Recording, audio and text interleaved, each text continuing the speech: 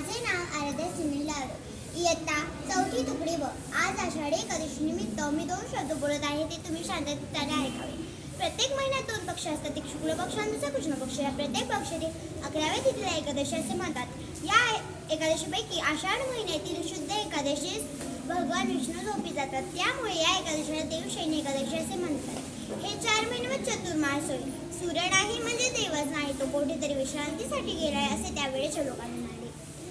आषाढी एकादशीच्या दिवशी लोक उपवास करतात. भगवान विष्णूच्या व विठ्ठलाच्या दर्शनात जातात. विठ्ठलालाच भगवान विष्णूचाच अवतार मानला जातो. अतिशय शांत, सावळे, सुंदर रूप, फारच मोहक, चेहऱ्यावर अपार करुणा आणि प्रेमही दिसते.